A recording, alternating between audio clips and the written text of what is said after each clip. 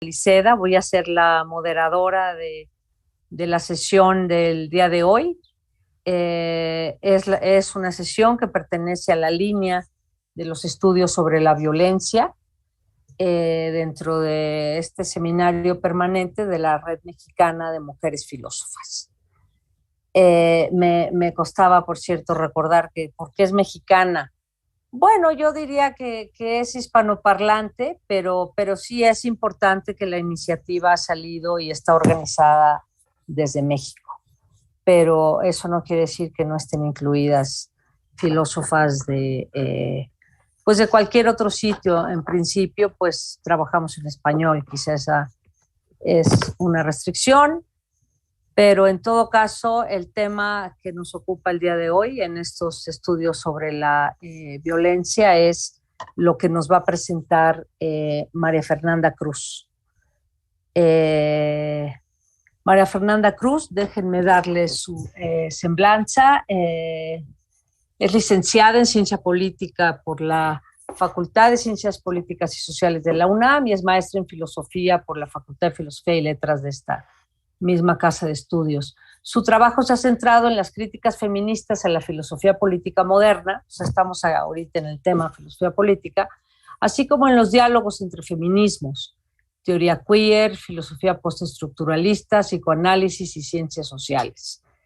Pongo entre paréntesis, no se nos debe olvidar que ya no hablamos de feminismo, hablamos de feminismos, entonces hay que entender esto y es interesante ver por lo menos en la agenda, que se tiene que hacer un diálogo entre estos feminismos, ¿no? Sigamos con la semblanza de la maestra María Fernanda Cruz, y ella ha incursionado en la teoría del juicio de Hannah Arendt y en los aspectos críticos que la teoría de los afectos supone para la misma.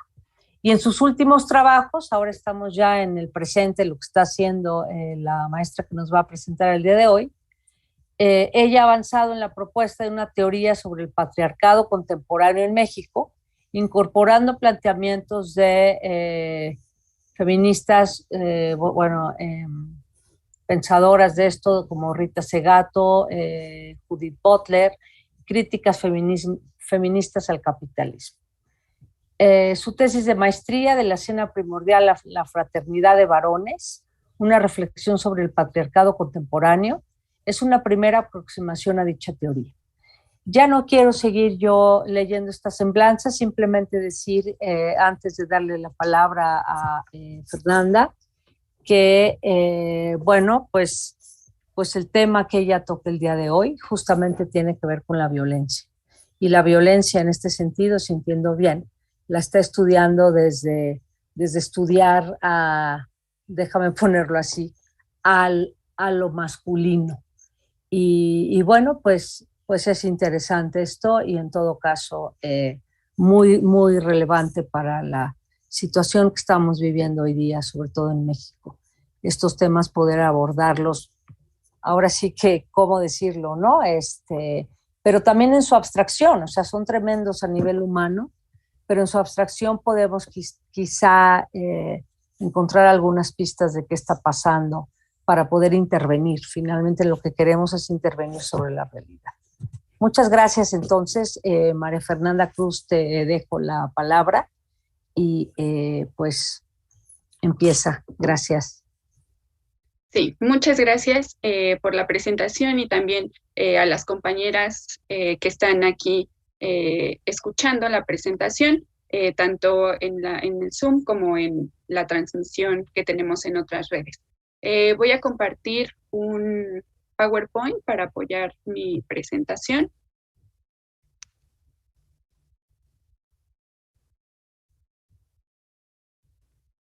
Y bueno, doy inicio para no tomar más tiempo del que debo. Esta presentación la titulé Patriarcado de la autofagia, apuntes en torno a la masculinidad y la violencia feminicida en México. El conjunto de reflexiones que a continuación voy a compartir es producto de mi tesis de maestría defendida a finales del año pasado, donde me planteé la pregunta acerca de la relación que podría establecerse entre el ejercicio de la violencia feminicida en nuestro país durante las últimas décadas y el concepto de patriarcado tal como ha sido desarrollado en el seno de la teoría feminista y más específicamente del feminismo radical de la década de 1970. Sin embargo, con miras a una comprensión más detenida y profunda de dicha articulación, el planteamiento condensado en lo que he denominado patriarcado de la autofagia es actualmente un punto de partida aún pendiente por desarrollar, pero cuyas bases voy a delinear en este momento. En suma, lo que me interesa pensar son los modos en que se ha tejido y se sigue tejiendo una relación estrecha y compleja entre, por una parte, un tipo de violencia que ha demostrado ser más estructural que coyuntural, cuya recurrencia y nivel de crueldad requieren ser atendidos de manera urgente, y por el otro, un ordenamiento político basado en la asimetría y el sometimiento entre sujetos masculinos y sujetos femeninos y corporalidades feminizadas. En este sentido, considero que hay dos dimensiones que se entrelazan y dan forma a mi planteamiento. La dimensión social de la problemática, es decir, cuáles son las condiciones históricas, políticas, económicas y culturales donde se produce este recrudecimiento de la violencia feminicida en nuestro país, y por el lado de la teoría, desde una distancia respecto de la idea de la patología o la anomia social, planteo la pregunta, ¿cómo puede la teoría feminista ofrecer una comprensión más amplia y pormenorizada de este tipo de violencia? ¿Y cuáles serían las herramientas que dicha teoría nos proporciona para realizar esta tarea? Son estos dos elementos, estas dos dimensiones, la social y la teórica, a los que me voy a referir en lo que sigue. Lo primero que quisiera hacer es una contextualización tanto histórica como teórica de las preguntas que me inquietan y que acabo de mencionar. En términos históricos, cuando menos desde los años 90 del siglo pasado, en México hemos atestiguado y padecido la muerte violenta de mujeres y cuerpos feminizados. Primero en la frontera norte, en Ciudad Juárez, y luego en años más recientes a lo largo y ancho del territorio nacional, con diferentes epicentros como el Estado de México, Puebla y hoy por hoy Nuevo León. En pocas palabras, nuestro país está atravesado desde todos los puntos cardinales por una violencia que se ejerce en y contra los sujetos femeninos y feminizados. Baste recordar que México ocupa el primer lugar en América Latina y uno de los primeros 10 en todo el mundo en el rubro de violencia feminicida. De igual forma, aunque es un elemento que hasta hace muy poco se ha comenzado a explorar en su vínculo con este tipo de violencia, no hay que olvidar que los años que transcurrieron entre los asesinatos de mujeres en Ciudad Juárez y la ola de feminicidios que seguimos registrando en todo el país, están marcados por la violencia que trajo consigo la llamada guerra contra las drogas, declarada por el expresidente Felipe Calderón. Bien se trate de ejecuciones extrajudiciales, narcomensajes o desapariciones forzadas, los años de esta guerra están signados igualmente por el derramamiento de sangre. Más adelante tendré oportunidad de referirme al vínculo que encuentro entre tales violencias. En términos de la teoría feminista, que es la perspectiva desde la cual yo abordo la problemática, la violencia feminicida ha sido explorada por lo menos desde dos ángulos. El primero tiene que ver con lo que, siguiendo a Rosa Cobo, se puede llamar una reacción patriarcal, esto es, la respuesta que los sujetos y las corporaciones masculinas emiten frente al trastocamiento de las relaciones asimétricas entre los géneros que las revoluciones feministas y queer han operado alrededor del mundo. Se trata de un intento de reconquista de los privilegios y la superioridad masculinos que de una u otra forma se han visto desestructurados. Dentro de este paisaje de la reacción patriarcal, la violencia feminicida aparece como una vía que los sujetos masculinos tienen a su disposición para reafirmar su dominio y control sobre los cuerpos femeninos y feminizados. El segundo ángulo de análisis del feminicidio tiene que ver con lo que yo condenso bajo el nombre de una reestructuración patriarcal, es decir, la actualización o revitalización del orden asimétrico de género que se encuentra en correspondencia con las transformaciones del capitalismo contemporáneo. Entre ambos acercamientos al problema de la violencia feminicida en el mundo y en nuestro país, yo propongo tejer un puente, una continuidad, que a su vez sirva como base para una comprensión más detenida de dicha violencia. Este puente debe considerar, desde mi punto de vista, tres elementos. El primero, ¿por qué y cómo en el ejercicio de la violencia feminicida se concreta efectivamente una reconquista de la superioridad masculina? El segundo elemento es que esta reconquista no retorna a aquellos privilegios otrora detentados, sino que reconfigura el orden asimétrico de género.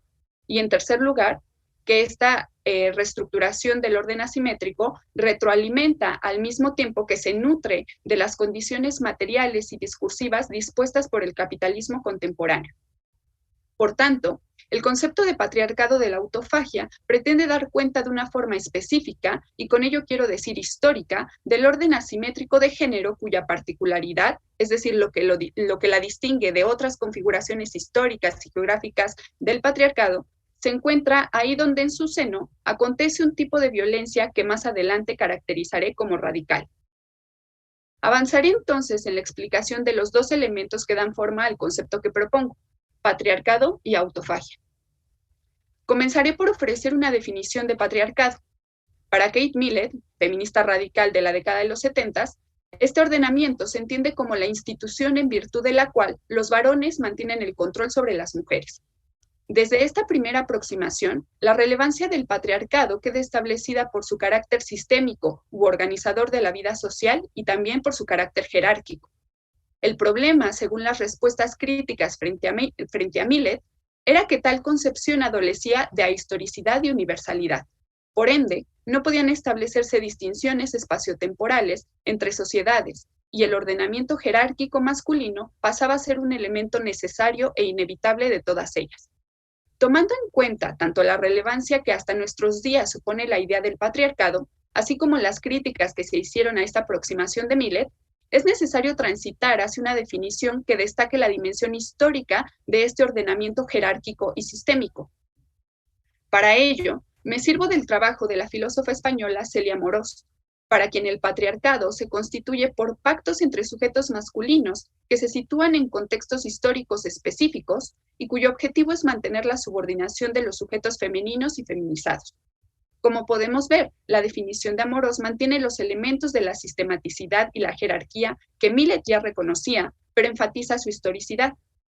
Para Amorós, los pactos patriarcales responden a la vez que se nutren de las condiciones históricas donde se constituyen y conllevan ejercicios de violencia contra lo femenino y sus encarnaciones. En su tipología de los pactos patriarcales, Amorós reconoce aquellos que son seriales y se dan en contextos históricos que ella llama normales.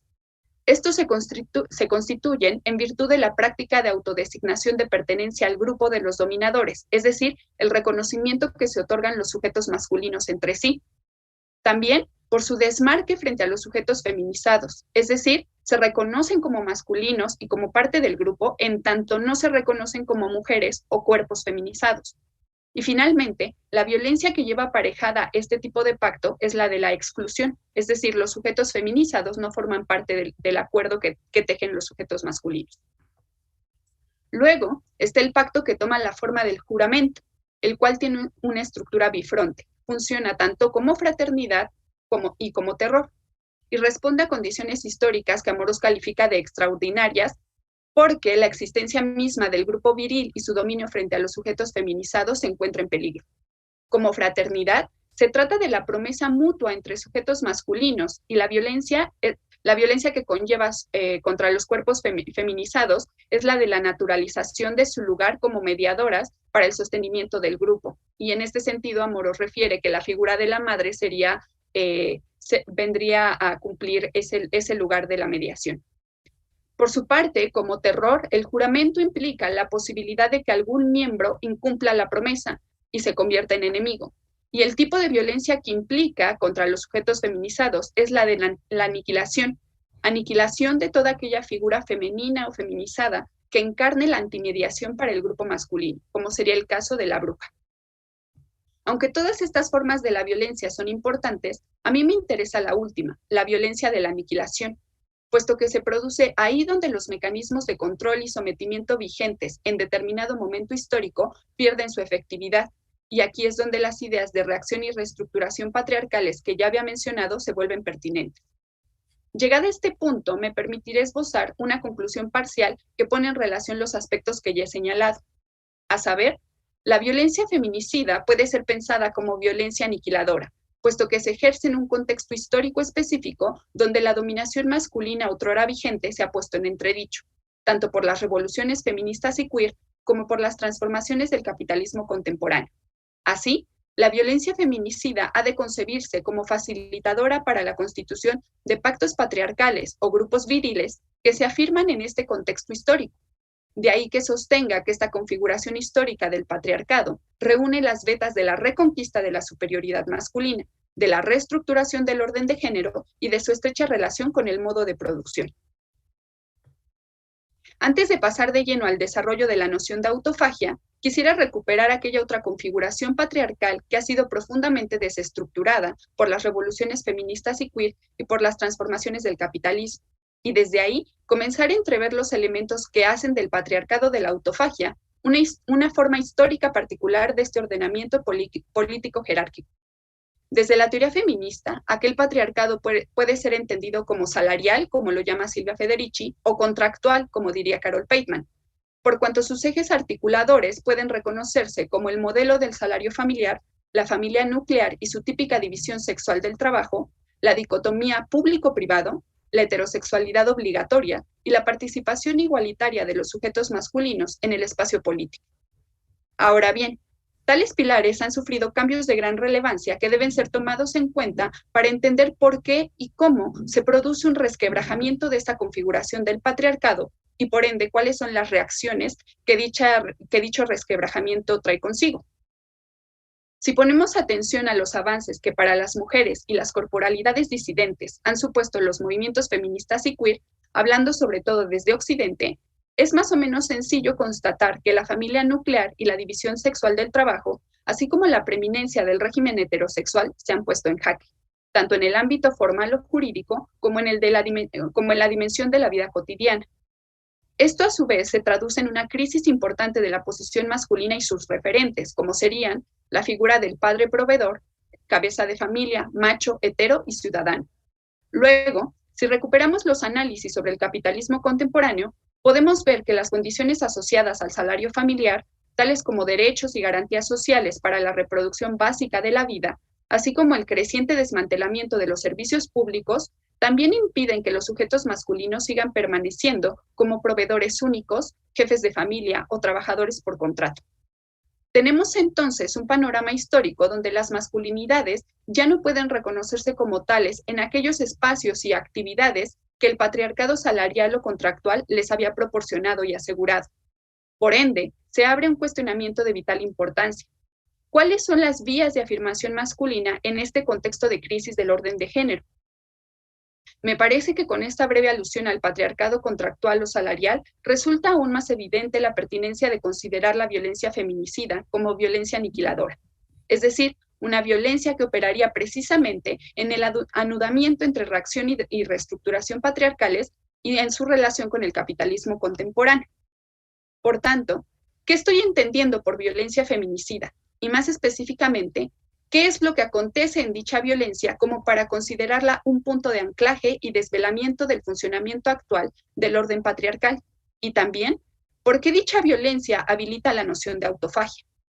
Desde que Marcela Lagarde impulsó la tipificación del feminicidio en el país, hemos aprendido poco a poco y con mucho esfuerzo que esta violencia se ejerce en y contra los cuerpos femeninos y feminizados en razón de su posición en el orden de género. Sin embargo, la violencia feminicida solo tiene lugar ahí donde hay un conjunto de condiciones sociopolíticas y culturales que la vuelven posible. De ahí que para Lagarde el feminicidio no sea un mero concepto, sino que requiera ser comprendido a través de una teorización que dé cuenta de ese contexto histórico. Para acercarme a la violencia feminicida, he puesto énfasis en las reflexiones de dos pensadoras latinoamericanas. Por un lado, el trabajo antropológico de Rita Segato, para quien se trata de una violencia expresiva, es decir, una violencia que no es instrumental porque no responde a la lógica de medios fines, sino autorreferencial o contenida en sí misma. Y en el transcurso de su ejecución, lo que acontece es la anulación de la agencia del cuerpo que la sufre.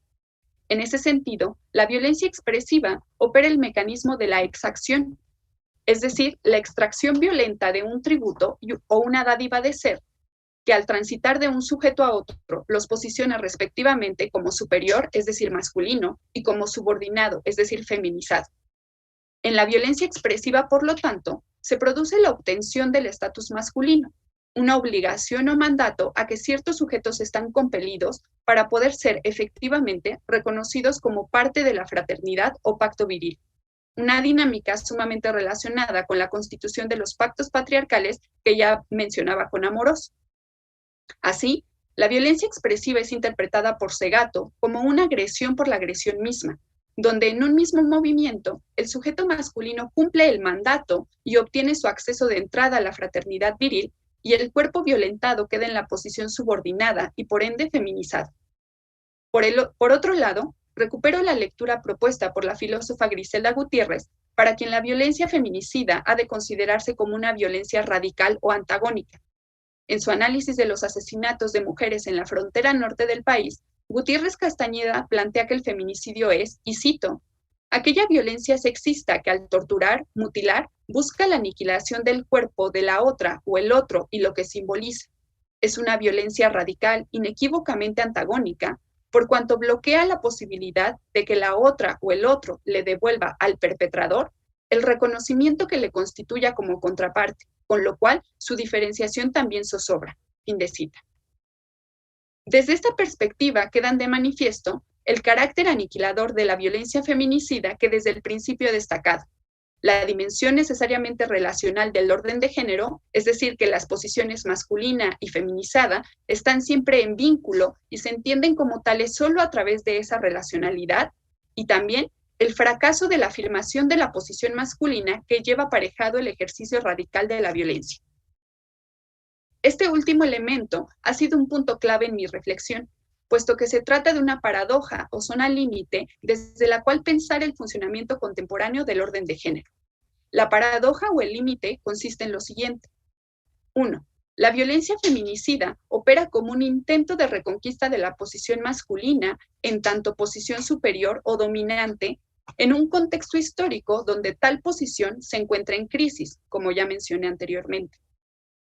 Número 2. Desde el punto de vista de Segato, en dicha violencia se opera, efectivamente, esa reconquista en tanto los sujetos que la ejercen obtienen de ella el estatus masculino que les permite su ingreso en la fraternidad viril. Es decir, devienen sujetos masculinos a través de esa violencia. Y número 3, y aquí está la cuestión que me interesa resaltar, lo que el carácter radical del feminicidio pone de manifiesto es que la misma diferenciación jerárquica que inspira y pretende reproducirse en virtud de esta violencia se pone en jaque ella misma, debido a que la afirmación de la masculinidad requiere la existencia del cuerpo feminizado. Pero esta violencia lo que ejecuta es precisamente la aniquilación de ese cuerpo y lo que simboliza en el entramado de significaciones dispuestas por el orden de género. En los propios términos de Griselda Gutiérrez, y cito, se podría entender que la agresión pudiese ser parte del proceso diferenciador, pero habría que cuestionarse si esta forma traumática y aniquiladora del otro, más que la afirmación de la diferencia y el orden de las diferencias en términos de género, no es más bien su fracaso, porque no solo se cancela la identidad del otro u otra feminizada, sino que también se cancela como punto de referencia obligado para la fijación de la propia positividad masculina, es decir, para el sujeto masculino que se reconozca como tal. Esta es la paradoja, y me refiero a ella como un límite porque nos lleva a considerar una dinámica sumamente compleja para la constitución de las subjetividades masculinas que pretenden afirmarse por el interregno del ejercicio de esta violencia. Hablo, por tanto, de que lo que acontece en la violencia feminicida, considerada como violencia radical, no es solo el aniquilamiento del cuerpo feminizado que la padece, sino también un autoaniquilamiento del sujeto masculino que la ejerce, pues se pierde su punto de referencia para posicionarse como masculino. Esta es una dinámica que también Segato reconoce como parte de la violencia expresiva. En sus palabras, y abro cita, en un gesto desesperado por responder a un padre o a una orden abusivo, el sujeto masculino se pone en su lugar e incorpora la orden. Escenifica el abuso en otro femenino o feminizado por ese mismo abuso. Con la destrucción de su víctima en cuanto sujeto, su propio poder de muerte queda repentinamente sin apoyo. Abolido el poder con la eliminación de su razón de ser, que es la víctima en su subjetividad, queda abolido el sujeto que se apoya en él y de él obtiene su identidad, es decir, el sujeto masculino. Podemos decir, por lo tanto, que el sujeto se autoelimina en la violación o el feminicidio para destruir el abuso sufrido, y con él al padre o la orden en cuya imagen se apoyaba ese abuso. La implosión del propio poder con la muerte, imaginaria o real de su razón de ser, la víctima, equivale por un momento a la implosión de la estructura simbólica. Fin de la cita de Segato. Desde las coordenadas que implica esta paradójica dinámica de aniquilación del sujeto feminizado y autoaniquilamiento del sujeto masculino, he propuesto caracterizar al orden de género contemporáneo a partir de la noción de autofagia, la cual pretende en un mismo movimiento ayudar a comprender, por un lado, la efectividad de la violencia feminicida en lo que toca a la reproducción y reconfiguración del patriarcado en el contexto histórico actual de nuestro país. También el modo en que se dan al mismo tiempo las dos formas de la aniquilación de los sujetos implicados, el masculino y el sujeto feminizado. Y por último, la forma en que se corresponden patriarcado y capitalismo a partir de esta dinámica de la destructividad.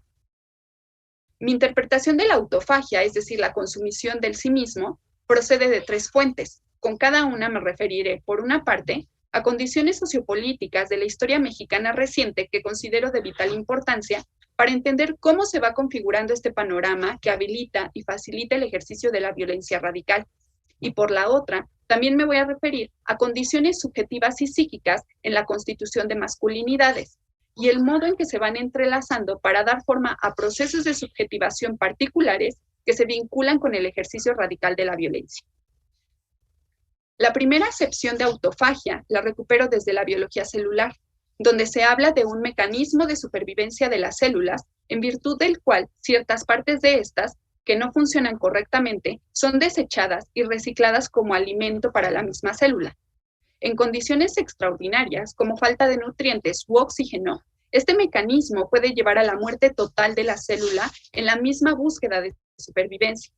Desde esta perspectiva, la autofagia puede entenderse como un mecanismo del patriarcado, según el cual los sujetos que ejercen la violencia feminicida, al tiempo que fracturan o destruyen su vínculo con la alteridad feminizada, se destruyen a sí mismos y retroalimentan con ello los circuitos del mercado global. Encuentro que esta idea de la autofagia se conecta con los procesos históricos de la militarización del territorio y las manifestaciones de lo que desde el psicoanálisis llamamos pulsión de muerte o de destrucción. Respecto de la militarización del territorio, entendida como incorporación directa de las Fuerzas Armadas en tareas de seguridad pública, o bien la incorporación de la perspectiva militarista en el proceder policíaco, la autofagia puede ser leída como una lógica inmunitaria, por cuanto reenvía al individuo a sí mismo, lo recluye en su propia piel, reconduce el afuera hacia adentro, eliminándolo en cuanto afuera, y produciendo así una interiorización preventiva del exterior, una apropiación neutralizadora. Esto en palabras de Roberto Espósito.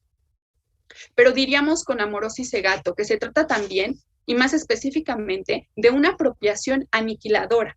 En breve, una dinámica que consiste en la fractura o abierta ruptura de los vínculos con la alteridad. A este respecto, es necesario hacer explícito el ángulo desde el cual interpreto la militarización. Tal ángulo es el de los procesos de subjetivación.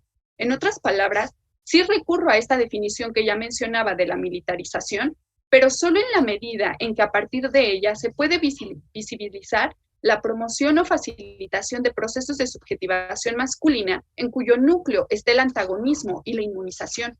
Una aproximación feminista sobre la militarización como la que propongo pone de manifiesto la constitución de masculinidades que gracias al ejercicio de la violencia radical destruyen sus vínculos con la alteridad en un afán de autosuficiencia y plena coherencia interna. No obstante, hay que subrayar, como la misma guerra contra las drogas lo ha hecho, que se trata, mejor dicho, de una paramilitarización, pues no solo los ejércitos, las policías y las fuerzas oficiales o estatales nos ayudan a visibilizar estos procesos de subjetivación masculina, sino también los grupos paramilitares y las organizaciones del crimen organizado. Se trata, siguiendo a Judith Butler, de la pretensión de una hipermasculinidad que es abiertamente antagónica e inmunitaria, pues destruye sus vínculos con la alteridad. Y es precisamente esa dinámica de destrucción de la relacionalidad la que Freud reconoce como pulsión de muerte, una fuerza que busca expulsar todo aquello que altera al organismo y como tal pugna por el retorno al estado inanimado. La pulsión de destrucción opera evitando, interrumpiendo o deshabilitando las conexiones que complejizan y sostienen la vida. Esto es justamente lo que acontece con los procesos de paramilitarización, la diseminación capilar de una perspectiva antagonista y destructiva que la propia Segato ha leído como una guerra contra las mujeres y los cuerpos feminizados, y que también es una afrenta contra lo vivo, pues los territorios intervenidos por los conflictos y las formas de vida que en ellos habitan se ven profundamente destruidos, bien por la misma presencia de los grupos armados, sean regulares o no, o bien por el acceso que tal presencia garantiza para las empresas transnacionales y sus megaproyectos extractivos.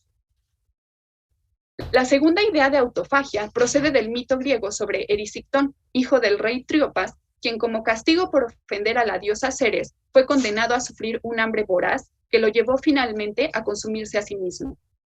Bajo este panorama, la autofagia da cuenta de lo que ya Rita Segato anunciaba como la incorporación de la orden o mandato de masculinidad, y que en los términos propuestos por Judith Butler sobre la subjetividad, consiste en la vuelta sobre sí que es propiamente dicha la emergencia del sujeto. Considerando la vía psicoanalítica, Butler piensa la incorporación de las regulaciones sociales sobre el género a partir del mecanismo de la identificación melancólica aludido por Freud. En la melancolía, la libido ligada al objeto, esta energía que se posa sobre el objeto, pasa a revestir al yo, es decir, hay una inversión de esa energía que la vuelve sobre el yo. Y entonces se produce un conflicto entre la instancia del yo y el superyo. El superyo, que es la instancia psíquica que mide la adecuación entre regulaciones sociales y el modo de vida del sujeto.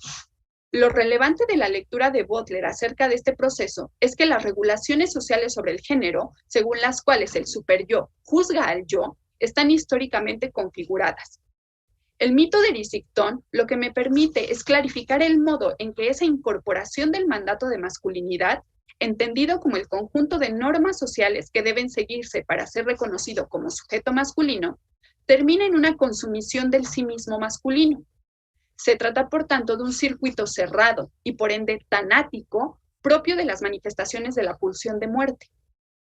En términos sociopolíticos, propongo que este conjunto de regulaciones se condense en lo que llamo la narcoculturalización de la masculinidad, es decir, la promoción de un ideal de masculinidad que la narcocultura expone acertadamente, una masculinidad que se afianza en gran medida en el ejercicio radical de la violencia, pero también en la reproducción de la perspectiva empresarial propia del capitalismo contemporáneo.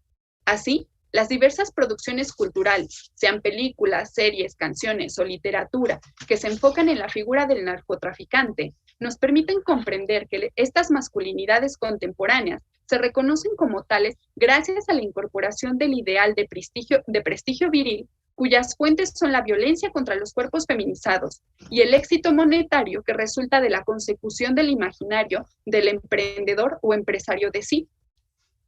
Finalmente, la autofagia también puede ser leída desde el antiguo símbolo del uróboros, la serpiente que se muerde la cola, y que según antiguos textos alquímicos representa la concepción según la cual el uno es el todo. En este caso, la autofagia daría cuenta de la exclusión radical y aniquiladora de lo femenino y sus encarnaciones, por cuanto la unidad se constituye solo en virtud de la anulación de la diferencia, esto es, la pretendida constitución del uno varón absolutamente coherente consigo mismo y hermético frente a la alteridad. Este uno varón, como bien afirma Segato, expropia la dádiva de ser de los sujetos feminizados para devenir masculino, este proceso que ya mencionaba con la exacción. Es decir, el uno varón pretende constituirse paradójicamente consumiendo y devorando a la alteridad que es su punto de referencia obligado para adquirir existencia social como sujeto masculino. En el plano sociopolítico, esta interpretación de la autofagia se anuda con lo que Rita Segato denomina las pedagogías de la crueldad, es decir, las regulaciones sobre la sensibilidad que impiden el reconocimiento del daño que se produce contra los cuerpos violentados y al mismo tiempo promueve la fascinación con este mismo daño contra los cuerpos feminizados, al poner en circulación pública imágenes y textos obscenos y espectaculares, cuyo éxito se mide también en las retribuciones económicas que suponen para los medios de comunicación. Considero que esta regulación política de la sensibilidad también ha de tomar en cuenta el uso de las nuevas tecnologías, especialmente la interacción entre subjetividades y pantallas, así como el desfase entre el número e intensidad de los estímulos recibidos y las características orgánicas y sociales de los seres humanos que permiten la comprensión de una problemática como la de la violencia radical. En breve, no se puede omitir la relevancia que tienen los formatos de transmisión de la información, así como tampoco los encuadres dentro de los cuales la violencia radical es puesta en circulación en la esfera pública y cuya base es la espectacularización del sufrimiento. Y de igual modo, hemos de tomar en cuenta que la recepción de un gran número de estímulos sensibles obstaculiza la comprensión, puesto que no se cuenta con el tiempo necesario para procesarlos y darle sentido. En este contexto, toma forma la fantasía narcisista de completud y omnipotencia del yo, es decir, un imaginario social donde la ausencia de conexiones con el mundo o la alteridad se traduce en la imposibilidad para padecer la pérdida de las vidas violentadas, pero no solamente esto, sino que además la aniquilación con altos niveles de crueldad es consumida y experimentada desde la fascinación, lo que coloquialmente llamamos el morbo. De nueva cuenta, el carácter relacional e interdependiente de la vida se fractura tan profundamente que los mismos sujetos masculinos que buscan afirmarse a través de esta ruptura con la alteridad feminizada se pierden o anulan ellos mismos. Estas tres nociones de autofagia me han servido para caracterizar la configuración contemporánea del patriarcado en México de la siguiente manera. Es un ordenamiento político que se sostiene, primero, en la posibilidad que en principio tienen todos los sujetos masculinos de aniquilar con saña o crueldad a los cuerpos y sujetos femeninos o feminizados, por encarnar la mayor amenaza para la conformación de una masculinidad autosuficiente y coherente consigo misma, así como para la existencia de las fraternidades viriles. Número 2. Este ordenamiento también se caracteriza por la concentración cada vez más pronunciada de privilegios para ciertas masculinidades y el sacrificio de ciertos sujetos masculinos que, así como los cuerpos de las mujeres y los sujetos feminizados violentados, nutren los circuitos capitalistas globales. Y por último, este ordenamiento también se caracteriza por el cierre de filas de las fraternidades o corporaciones masculinas para hacer frente a la amenaza que representa la autonomía de las alteridades femeninas y las disidencias sexogenéricas para su existencia como tales, es decir, como corporaciones masculinas dominantes. Este cierre de filas opera a través de la conformación de círculos tanáticos que al mismo tiempo destruyen la alteridad feminizada y al sí mismo masculino. Para concluir, quisiera señalar que esta propuesta se inspira en la necesidad de comprender cuáles son los modos en que está operando el mandato de masculinidad en nuestro país actualmente, sin caer en los extremos del victimismo de los sujetos masculinos ni en el de la justificación de la violencia radical. Más bien, me interesa indagar en la complejidad histórica, política, económica y simbólica que se condensa en cada manifestación de este tipo de violencia. Por supuesto, y como mencioné desde el inicio, es una propuesta que aún está por desarrollarse y como tal ha de contemplar otros aspectos de suma importancia, como la violencia que se ejerce entre sujetos masculinos. Pero por ahora, basta este trazado sintético e inicial para dar paso a una reflexión colectiva. Muchísimas gracias. Muchísimas gracias a ti. Todavía tenías todavía tenías unos minutos, pero bueno, pues aprovechamos para hacer una pausa. Muchísimas gracias, muy interesante. Como recordarán, en este seminario las conferencias van seguidas de una réplica. Y en permítanme un momentito. Y en este caso tenemos a la doctora Griselda Gutiérrez, quien nos va a hacer favor de hacer una réplica sobre este trabajo. Y a mí me va a tocar el honor no solo de recordarle si se pasara de tiempo, pero sobre todo de poder presentarla. Entonces, antes de pasarle la palabra a la doctora Griselda Gutiérrez Castañeda, yo quiero hacer una reflexión, aunque breve, me parece importante, sobre todo para las chicas más jóvenes, simplemente por edad, pues nos toca ver unas cosas a unas y otras a otras. Entonces, yo pensé, sí, aquí tengo su semblanza, la puedo leer, ustedes la pueden ver en cualquier sitio, tratándose de la trayectoria de la doctora Gutiérrez. Tiene los máximos niveles en todo, pero eso no quiere decir mucho en nuestro contexto.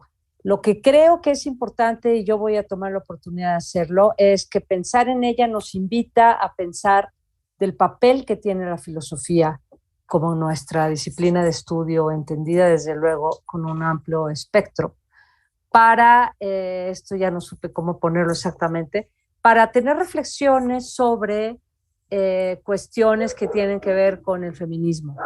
¿Qué es eso? También vimos que hay muchos feminismos. Se puede entonces filosofar sobre el fenómeno o se puede filosofar sobre distintas cuestiones, pero lo que yo quiero remarcar aquí es que también hay otra manera de hacerlo, pues igualmente importante, es que bueno, al final del día somos filósofas y como profesionistas en la filosofía estamos dentro de un área, por ejemplo, la tuya y también la de la doctora Gutiérrez en filosofía política, pero dentro de la filosofía política quieren entender temas que tienen que ver con migración o temas que tienen que ver, en el caso de ustedes, con la violencia. Entonces, no se nos olvide, ustedes están haciendo filosofía, desde luego. Me parece muy interesante en las propuestas de la doctora Griselda Gutiérrez, una de sus líneas de investigación, justamente las problemáticas sistémicas de desigualdad, exclusión y violencia analizadas desde un enfoque de género. Entonces, lo que tenemos es una perspectiva de género, pero sobre un problema o un fenómeno o algo que envuelve un análisis filosófico. Y en el caso particular de la propuesta de la doctora Gutiérrez, simplemente quisiera repetirlo de la ponencia. Ella concibe o sobre todo caracteriza, por así decirlo, algunos aspectos de la violencia radical, y es específico esto, que aniquila el cuerpo. Entonces eso no deja de ser es una propuesta interesantísima que merece desde luego pues mucho análisis y que conecta con la ponencia de hoy. Pero ya sin más preámbulos, déjenme pasarle la voz a la doctora Griselda Gutiérrez para que nos haga favor de hacer su réplica. Bueno, pues muchas gracias por la presentación, queridísima, y gracias a todas por estar presentes en esta tarde, escuchando una propuesta como la que desarrolla Fernanda, a quien he tenido la fortuna de acompañar justamente en este tipo de proyecto de investigación. Y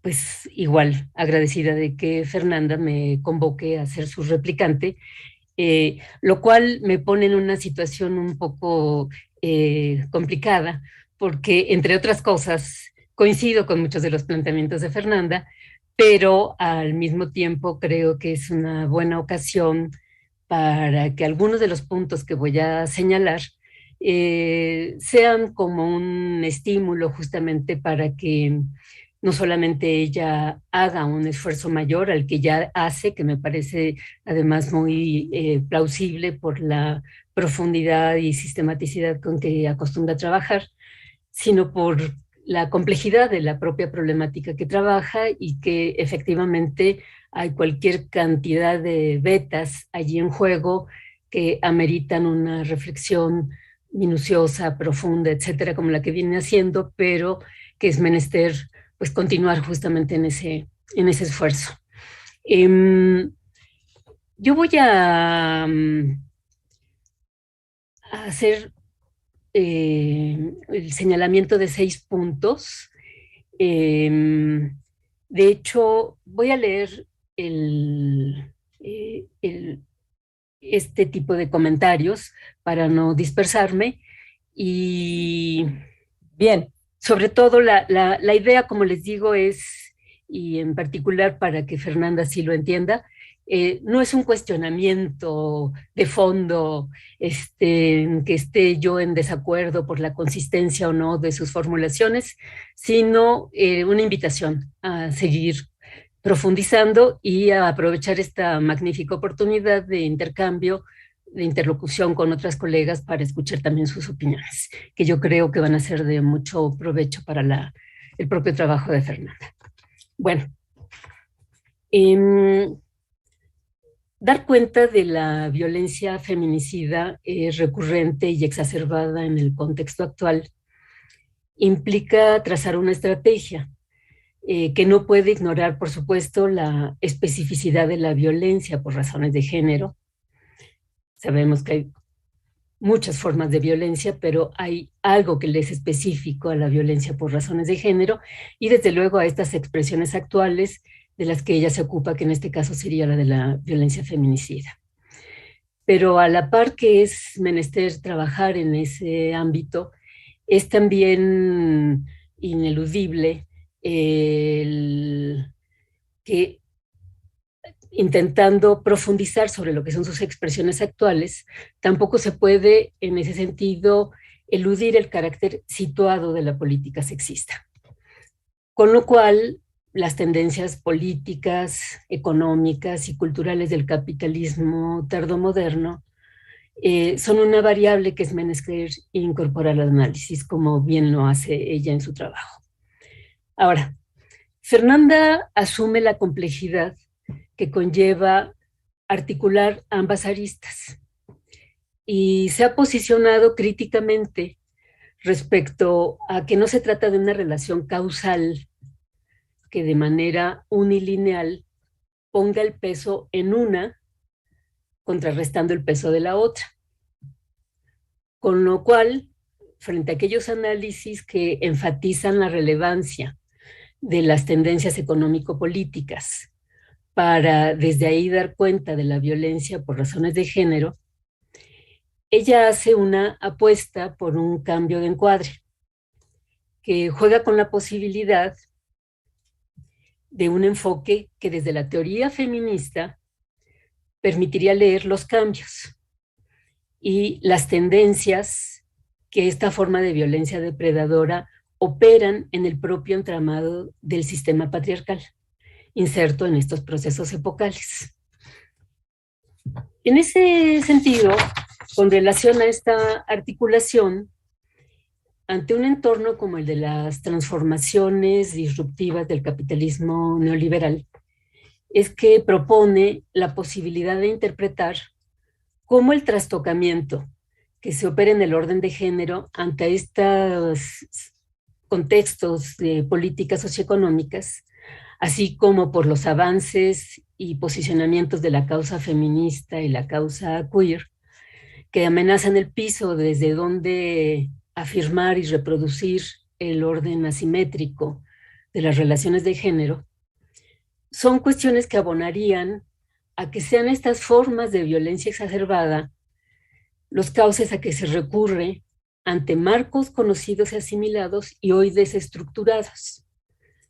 Cauces que, como explora Fernanda, sustentarían el patriarcado de la autofagia. A ese respecto haría yo un primer cuestionamiento. Justamente me gustaría que pensaras, Fernanda, en términos teórico-epistémicos. ¿Cuál sería tu marco teórico interpretativo de referencia? Cuando tú hiciste la clasificación de lo que podrían ser distintas posturas teóricas para abordar el tema de la violencia, nos colocas algunas autoras en lo que podría ser justamente una forma reactiva y otra vertiente que sería la de una vertiente de reconfiguración del propio patriarcado. Ciertamente, y aquí casi como autojustificación, yo lo que resaltaría es el hecho de que esa reflexión a la que se remite Fernanda data del 2004 y por supuesto que uno es heredero de toda una tradición teórica que sustenta, podríamos decir, su propio trabajo investigativo e interpretativo, y que desde esta perspectiva, en lo que a mí concierne, no sé si sea el caso de Rosa Cobo, pero en lo que a mí concierne, es una línea prevaleciente por décadas en lo que habría sido esta concepción materialista que habría tenido un papel tan significativo dentro de la investigación en ciencias sociales y humanidades, y en la que ineludiblemente aquellos efectos que nosotros podríamos observar en el campo social, en el campo subjetivo, etcétera, estaban condicionados de una manera significativa y relevante justamente por lo que atañe a ese marco estructural dentro del cual estaríamos insertos. Esa sería una cuestión, pero además habría otra más, y era el que, aunque la ocurrencia de los feminicidios en Ciudad Juárez tenían ya algunos años, el propio abordaje, incluso periodístico, del asunto, prácticamente los hacía tema de nota roja. Y pasan varios años antes de que se haga el registro de que es otro tipo de problemática la que está allí en juego. Entonces, bueno, eso en parte explicaría las distintas líneas, incluso teóricas, porque si tú checas, y ustedes mismas que vieron el PowerPoint que nos compartió Fernanda, las fechas de las referencias de las autoras que se ponen en un caso y en el otro, median por lo menos 10 años, en las que habríamos tenido la oportunidad no solamente de constatar el carácter recurrente y sistémico de este tipo de violencia, sino también el carácter, podríamos decir, sistémico del trastocamiento que el propio neoliberalismo venía generando dentro de nuestros marcos sociales. Entonces, bueno, creo que ese es un asunto a considerar.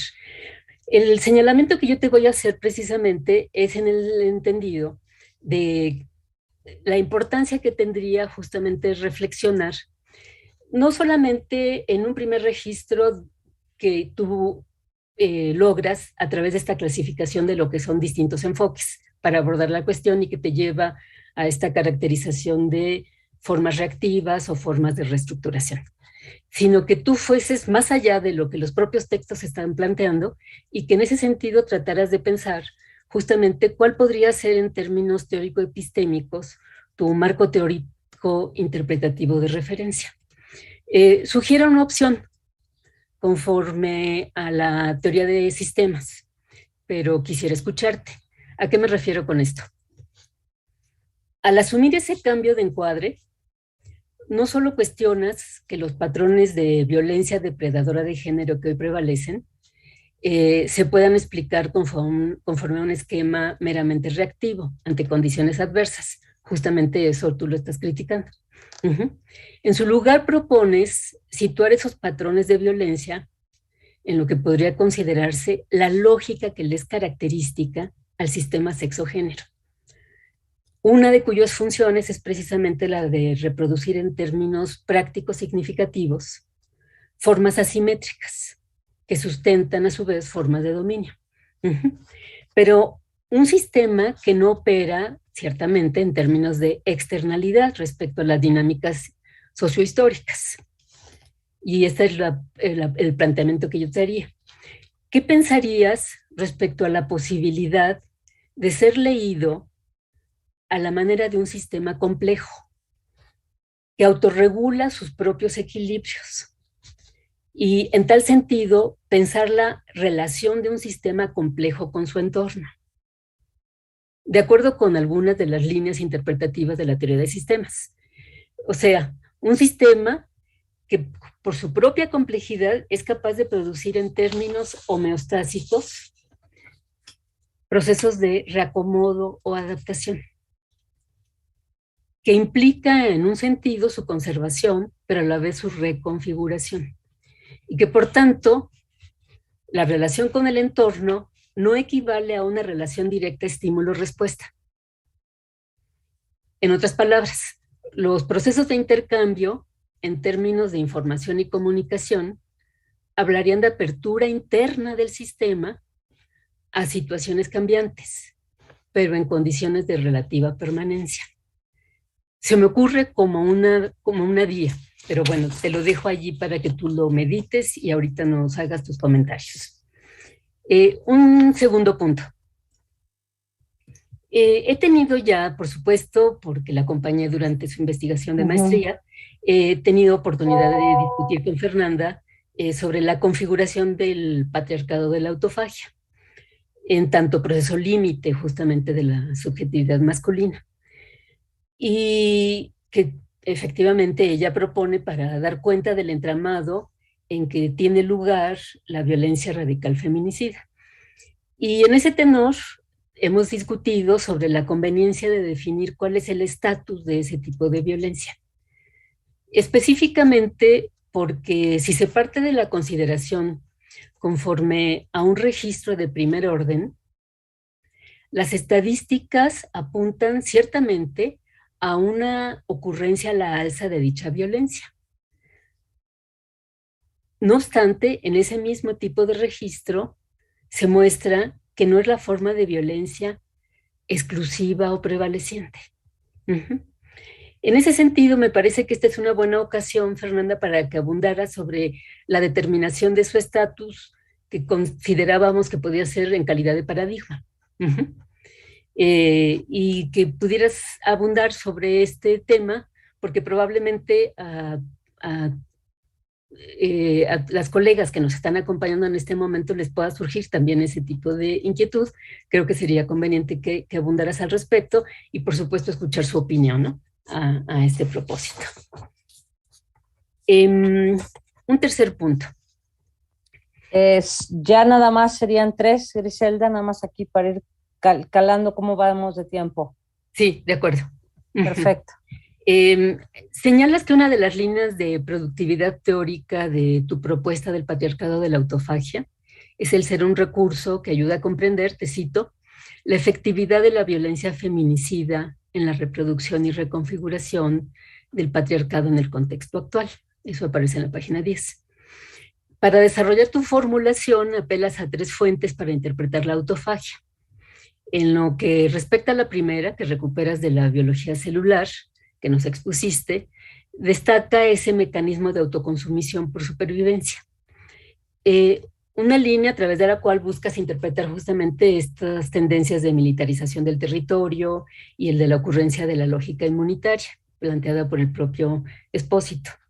A mí me parece que es una línea interpretativa que tiene posibilidades, pero hay una implicación que a continuación extraes y que no queda explicitada y justificada. Me gustaría que lo explicaras. Concretamente, expones precisamente en una primera línea argumental cómo la ejecución de la violencia feminicida implica precisamente la destrucción del vínculo con la alteridad feminizada y cómo ello deviene en una pretensión fallida de afirmación de la propia masculinidad. Pero, como señalo, de allí extraes una implicación que no queda explicada.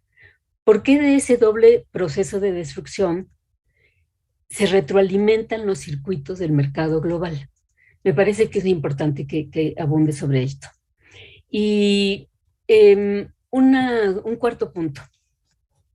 En lo que respecta a lo que sería la segunda fuente de tu tesis de la autofagia, que remite al mito de Erysichtón y que te da pie a incorporar justamente la tesis freudiana desarrollada por Butler de este proceso de identidad de género melancólica, esta forma de identificación melancólica. Destacas justamente como en el caso de Butler, ciertamente se trata de regulaciones de género que son configuradas históricamente, etcétera, lo cual a mí también me parece muy rescatable.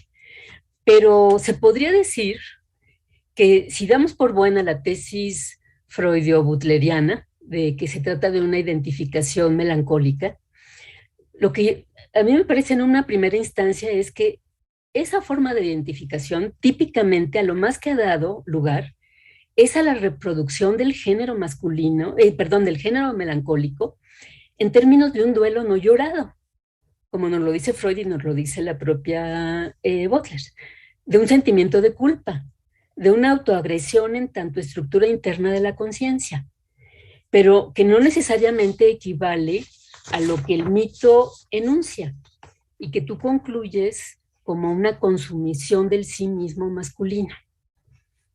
Entonces, creo que también allí convendría que profundizaras. Y ya muy brevemente, 2 últimas preguntas.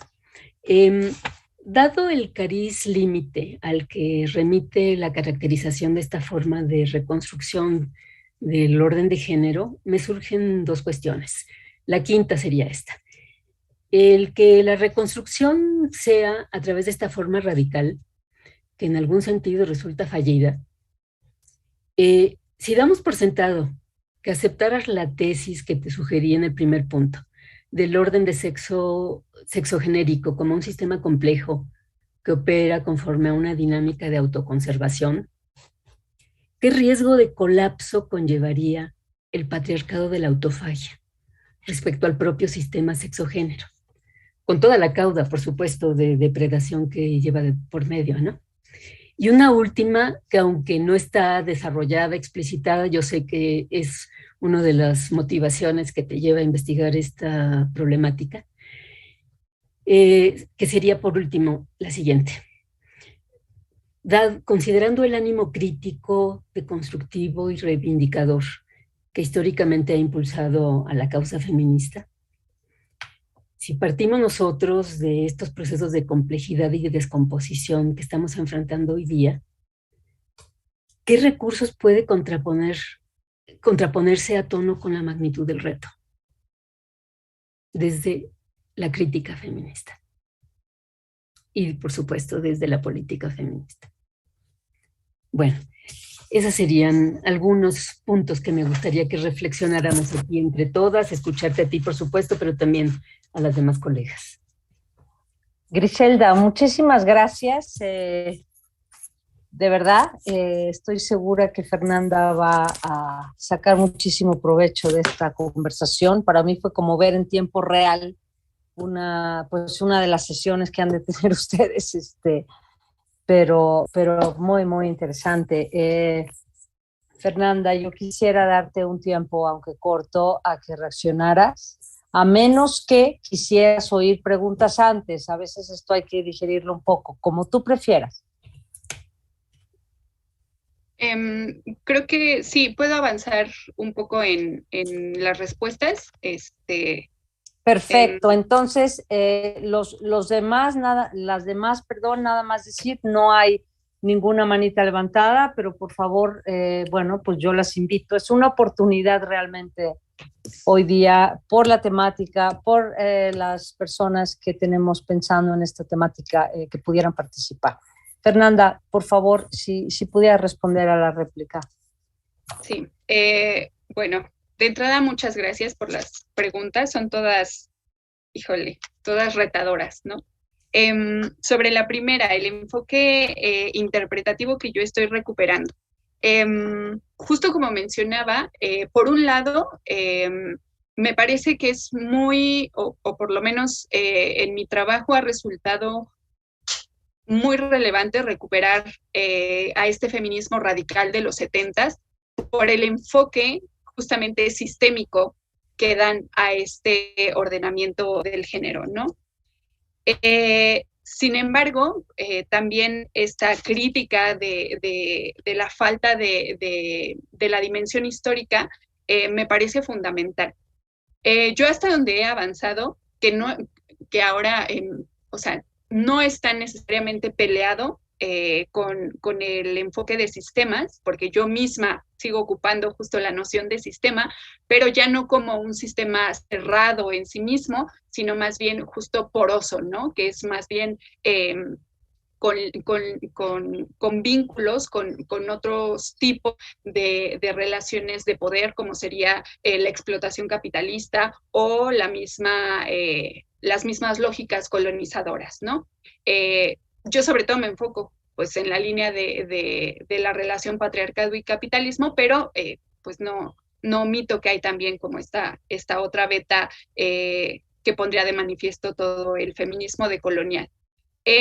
Yo particularmente, y es algo en lo que he estado trabajando ya en los últimos meses, es en cómo precisamente habría una dinámica de conservación a través de la reestructuración histórica de este orden asimétrico de género.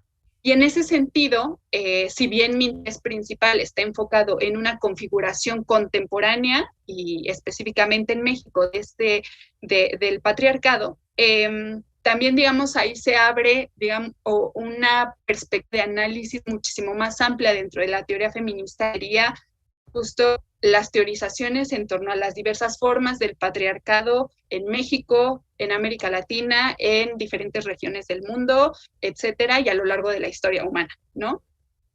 Yo lo que he hecho y en lo que he trabajado es en la incorporación de una perspectiva postestructuralista desde Derrida, con su lógica del origen y el suplemento. Me parece que esa perspectiva, ¿no?, de el origen siempre borrado, es decir, como esta condición sin la cual el patriarcado no puede subsistir, que lo que Segato llamaría el proceso de tributación, la expropiación de la dádiva de ser, que justo hace este posicionamiento doble, ¿no?, de los sujetos masculinos como superiores y los sujetos feminizados como subordinados. En este proceso, desde esta lógica del origen siempre borrado y del suplemento, yo la leo justo en este sentido, ¿no? O sea, este proceso de tributación violenta, digamos, estaría presente en todas estas formas de patriarcado, en diferentes configuraciones históricas de patriarcado, pero en la configuración actual, ese proceso de tributación lo veríamos en la violencia feminicida y por ejemplo, en formas de violencia sexual también radicales, justo porque apuntan a la anulación de la subjetividad y de la agencia de quien la sufre. Y en sentido, pues se ubica este proceso límite al que ya me refería. Es, digamos, una primera aproximación que, como ya mencionaba, apenas estoy explorando. Me parece bastante potente porque justo enlaza esta cuestión de la reproducción al mismo tiempo que el cambio,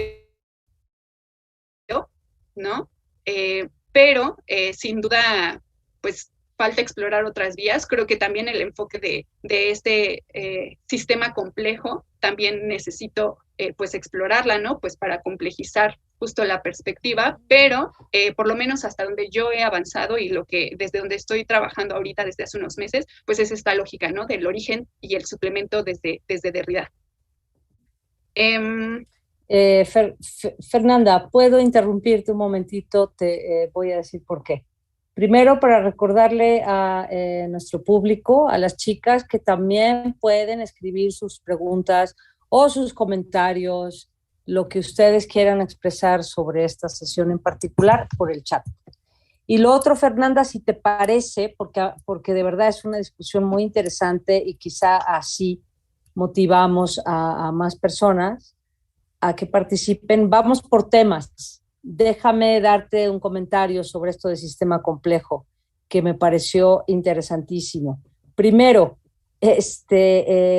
bueno, no me imaginaba tener una discusión con ustedes metodológica, pero mucho es esto. O sea, ¿por qué te dice Griselda? A ver, ¿cuál es tu marco teórico? ¿Sí? Tú dices que es enfoque. No, es más que eso. Yo te diría que es tu modelo. Yo te preguntaría, ¿cuál es tu modelo? O sea, hay un fenómeno en el mundo, ya está incluso interpretado, no quiero aquí meterme en discusiones si es el hecho como tal, y tú lo quieres entender, ¿sí? Para entenderlo, ¿dónde lo vas a meter para entenderlo? ¿Con qué lupas vas a mirar? En fin, entonces, yo lo único que quiero comentar aquí es que no me había además dado cuenta de esta conexión, que sí, el tema de sistemas complejos en cuestiones de medicina, por ejemplo, se maneja muchísimo, porque hoy día entender la salud o incluso algo más concreto, la relación médico-paciente, es un problema complejo para el auditorio que no sabe esto, estamos usando realmente complejo como una palabra técnica, ¿sí? No es complicado, sino que sí puedes modelar, si no, no estaríamos hablando de ello, pero es mucho más rico, ¿sí? No es como te decía Griselda, no vamos a pintar una línea causal de A te lleva a B y de B a C, y aunque sean muchos, es una cuestión lineal, determinista, etcétera, ¿no? Generalmente se representan los sistemas complejos más como redes, ¿no? Nodos con conexiones aquí y allá. Pero lo que yo les quiero dejar en la mesa a las dos es, a mí, la discusión que me suscitó sí es muy interesante, o sea, creo que debes pensar en qué modelo vas a ver esto y no está muy sugerente en sistema complejo, pero yo lo juntaría o lo vería desde la filosofía y la ciencia como que independientemente de tu modelo, es también una postura, y a nosotros nos gusta llamarle que es una postura pluralista, ¿no? Tú la quieres ver desde el lente del patriarcado, pero la puedes ver también desde el punto de vista histórico, que parece ser que es lo que tú ahí vas defendiendo, ¿no? Pero bueno, ese es un lente, y lo puedes ver desde la teoría feminista también.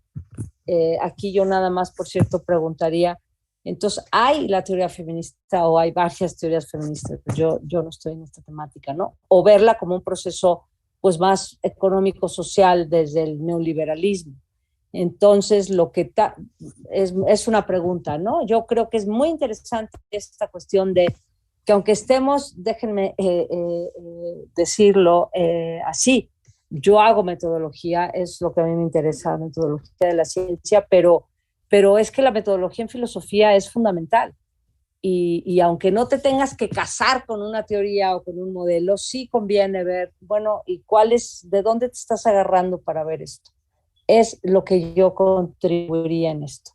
Mientras tanto, creo que no se ha animado nadie del público, pero repito, creo que es una oportunidad para ti, bueno, para todas, pero en particular para ti, Fernanda, de poder comentar, pues ahora sí que con público, una sesión con tu asesora, ¿no? Entonces, si tú quieres continuar, entramos a otro tema. Por favor. Sí. La segunda cuestión sobre el estatus de este tipo de violencia, porque justo, digamos, una lectura inmediata de mi planteamiento podría dar pie a pensar, bueno, entonces es que todo sujeto masculino entonces necesita ejercer este tipo de violencia radical pues para devenir masculino, ¿no? Entonces en ese sentido pues todos los cuerpos y sujetos feminizados tienen que padecerla, digamos, algo así parecería que hasta necesariamente, ¿no? Entonces, pero no, yo a lo que me estoy refiriendo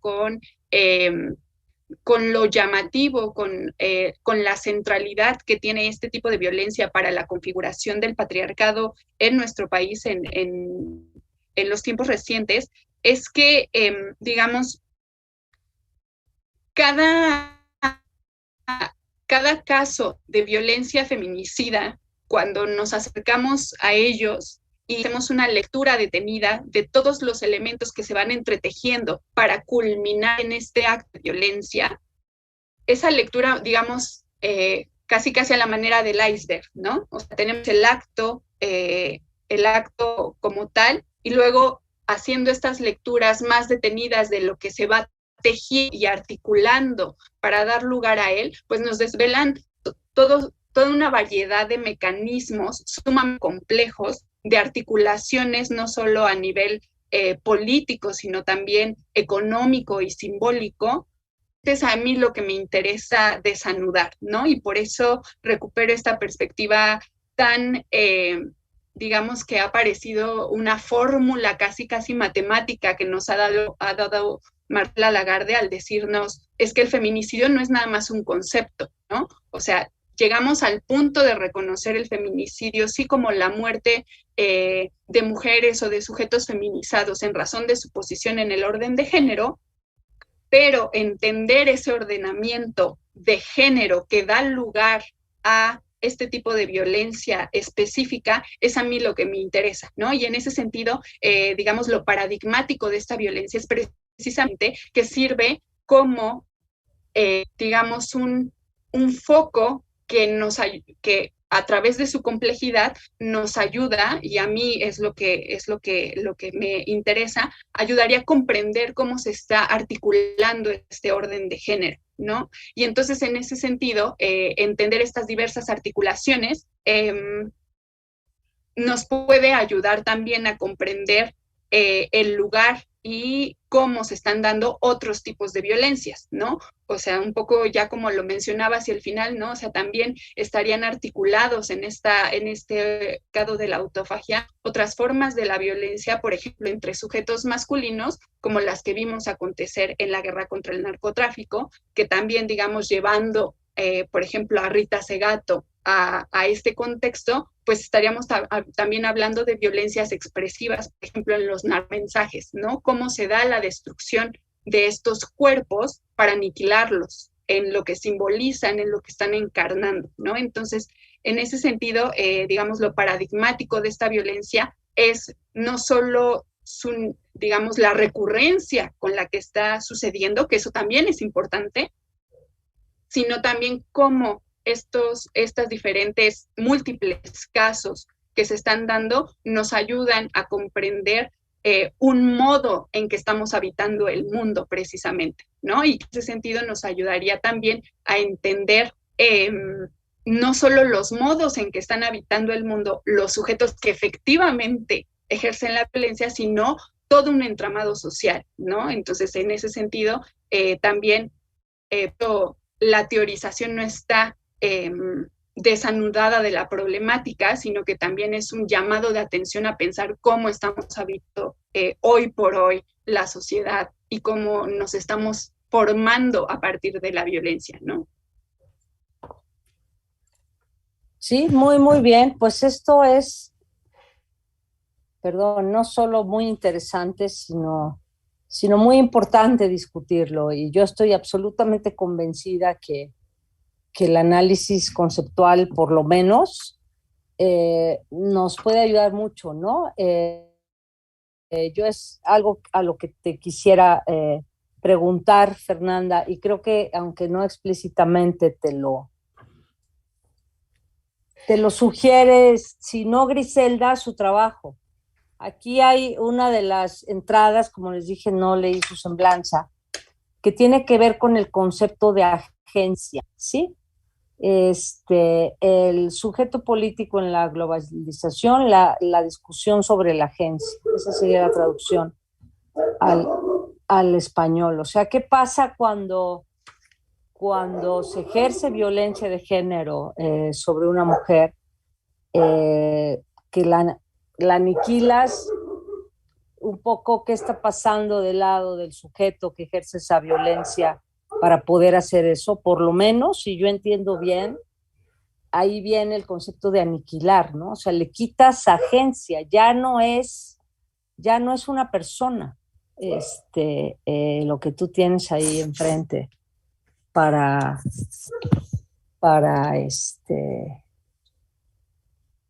violentar, para matar. No olvidemos, me quedo así porque no olvidemos que, bueno, la muerte es la última parte de lo que pasa, ¿no? Pero no es solo el tema de que la mates, sino el proceso de cómo la matas. Entonces, tremendo, de verdad, se pueden expresar por el chat si quieren preguntar algo.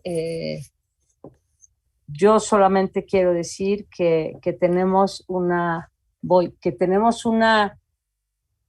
pues un privilegio y el terror por vivir en México, que aquí tenemos pues el estudio de campo afuera de nuestras casas, ¿no? Entonces, eso es algo que es un fenómeno nuestro. Ahora requieren, Fernanda, una contrarréplica, que Griselda quiere decir algo, por favor. Aquí estamos pues charlando filosóficamente de la manera más dinámica. Griselda, por favor. Sí, muy, muy brevemente, a propósito de esta intervención que hiciste, Atocha, es que efectivamente lo que pareciera en una primera instancia es que el darle muerte al sujeto feminizado justamente está implicando quitarle agencia. A mí la cuestión, y que a eso estaría respondiendo parte de la reflexión que hago en ese texto y en otras cosas que he dado pensando, y escribiendo es de qué agencia estamos hablando con lo que concierne al perpetrador, porque tampoco podemos dar por sentado que es una agencia en la forma típica, canónica que solemos nosotros, con que solemos utilizar el término. Creo que justo eso es lo que está también a debate. Uh-huh. En todo caso, más bien es síntoma de qué es ese acto. Ajá. No, muy, muy, muy interesante. Aquí me escribieron algo en el chat a todo mundo, Mariana y Wendy. Mariana, ¿quieres decir algo? Porque yo ya vi la lista, hay una Mariana y ya hay una Wendy también. Sí, gracias. Buenas tardes. Muchas gracias, Fernanda. Buenas tardes. ¿Eres, perdón, quién? Mariana, soy Mariana. Mariana, por favor, tienes la palabra. Sí, muchas gracias. Me gustó mucho tu ponencia, Fernanda. Es un tema muy interesante, bastante complejo. Y bueno, estoy cambiando un poquito del tema sobre la aniquilación. Bueno, no cambiando tanto, pero me surge la duda y me preocupa un poco también pensar que, o sea, como retomando un poco lo que dice Butler sobre la necesidad del reconocimiento del yo como la creación del sujeto a través de la eliminación de la alteridad, que sería en este caso, o sea, para reconocer la masculinidad habría de eliminar la alteridad femenina, ¿no? En ese sentido, pues me parece preocupante pensar que la formación del sujeto se produzca de esa forma y pienso que entonces, pues este proceso que parece ser universal, no sé si sea universal, pero pareciera que es así, pues entonces parece que es como muy difícil de mover como este círculo cerrado que tenemos para la creación de las subjetividades, lo cual pues es preocupante porque en ese sentido pienso que pues el patriarcado puede seguir alimentándose constantemente por esta forma de la construcción de las subjetividades. Y no sé tú cómo podríamos, bueno, tú como qué idea tienes de cómo evitar esta forma de la construcción de la subjetividad o qué tipo de respuestas podríamos dar o si puede haber como otro tipo de análisis psicoanalítico precisamente para hablar sobre la formación del sujeto, ¿no? La formación del yo. Y bueno, esa es como una de las preocupaciones que me surge al escucharlo y al escucharte y también al haber leído también a Butler. Muchas gracias. Mariana, muchas gracias. Fernanda, por favor.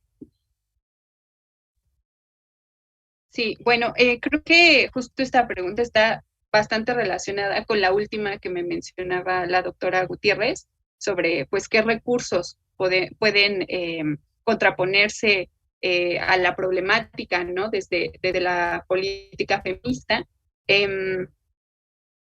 O sea, yo creo que, en primer lugar, digamos, habría que entender, claro, estamos hablando de una noción de subjetividad muy particular, situada por lo menos en nuestras sociedades occidentalizadas, ¿no?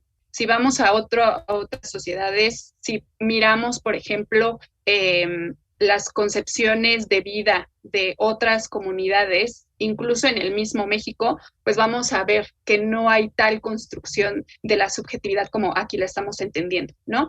Pero digamos, a mí lo que me interesa de esta perspectiva específica de Judith Butler es cómo pone de manifiesto que esa tensión entre el yo y la alteridad no solo es condición de emergencia del sujeto, sino que también es el lugar mismo donde va a acontecer la subjetividad, ¿no?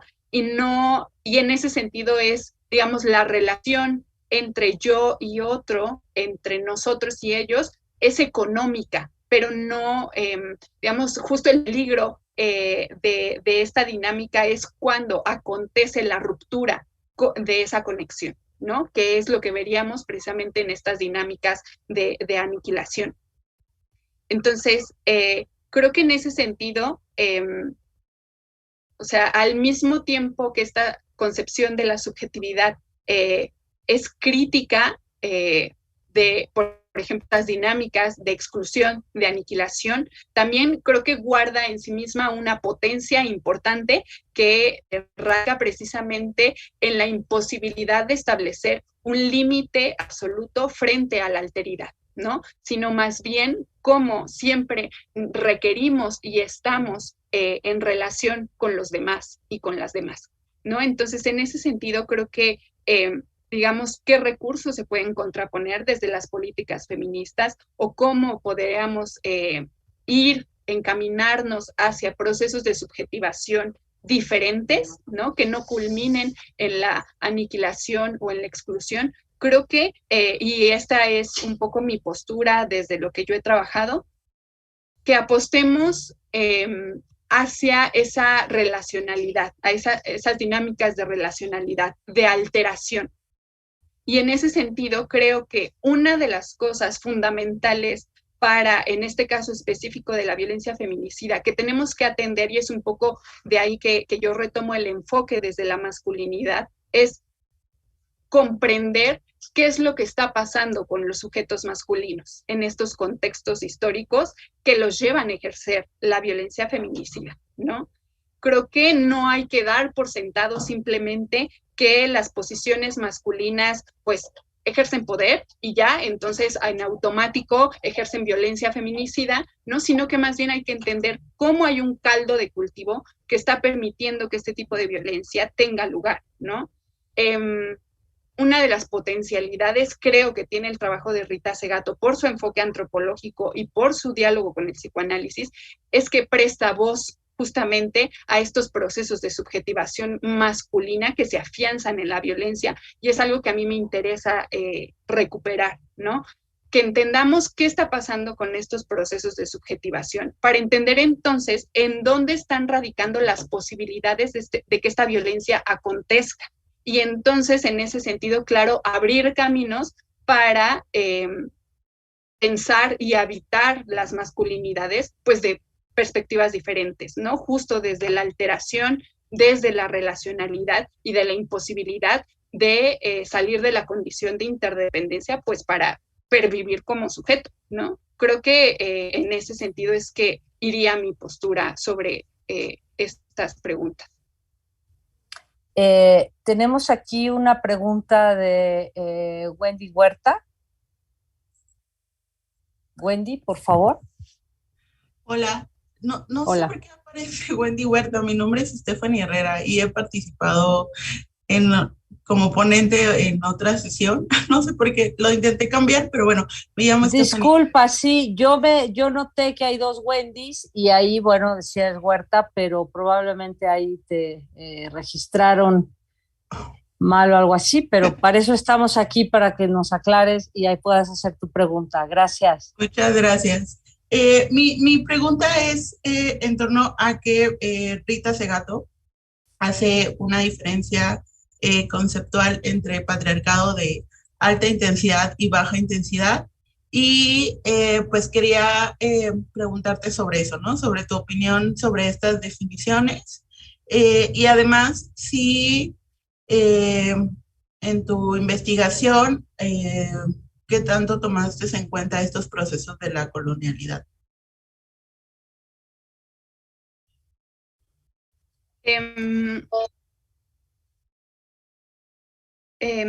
Bueno, sí, a mí me gusta mucho esta diferencia que hace Segato entre patriarcado de baja y alta intensidad, precisamente porque es una forma de enunciar que hay diferencias históricas en las maneras en que funciona el orden asimétrico de género, ¿no? Que es algo que a mí me interesa destacar muchísimo, ¿no?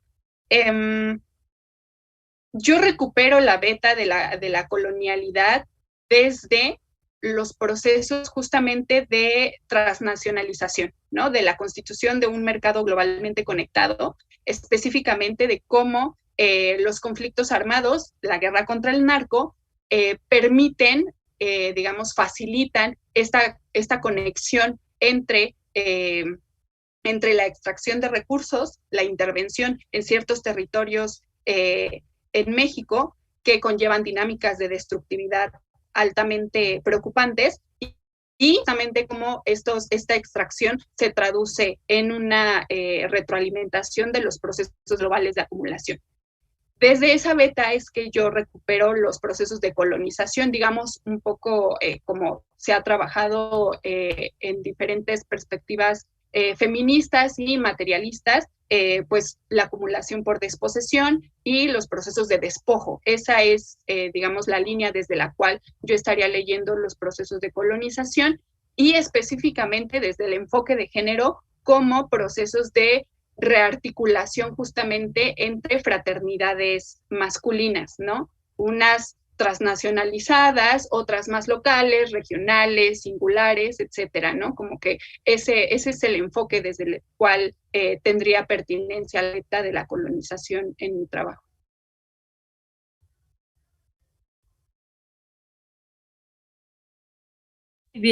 Muy bien, muchísimas gracias. Ya vi Stephanie Herrera que ya está tu nombre cambiado también. A ver, antes de continuar, si entendí bien, nos mandaron una pregunta. Le acabo de sacar foto para no tener yo que quitar la pantalla. Denme un segundo, aquí está. Esta es una pregunta, dice, bueno, hay una pregunta de Rosa María Espinosa en YouTube para la ponente. Hola a todas, me gustaría hacer una pregunta muy básica. Si entendí bien, en México se puede rastrear los inicios de la violencia feminicida a partir de los feminicidios en Ciudad Juárez, pero anterior a los casos en Ciudad Juárez, y ahí viene la pregunta, ¿habría otro tipo de casos que pudiéramos agrupar dentro de la categoría de violencia feminicida? Esa es la pregunta. Por favor, Fernanda, si puedes decir algo y por qué no también si Griselda quisiera agregar algo, sea interesante a trabajar en esto. Adelante, Fernanda, por favor. Bueno, o sea, a ver, situar, digamos, de alguna manera el origen de esta configuración contemporánea del patriarcado en los años 90 con los feminicidios en Juárez, sirve, por un lado, en términos de la investigación, pues a una delimitación que siempre es necesaria para hacer investigación, ¿no? Pero, digamos, no quiere decir que yo hable de que exclusivamente a partir de ese momento es que podemos ver muertes de mujeres en el país o en el mundo, ¿no? Es una forma de violencia que, digamos, si nos vamos hacia atrás, pues vamos a encontrar múltiples casos alrededor del mundo.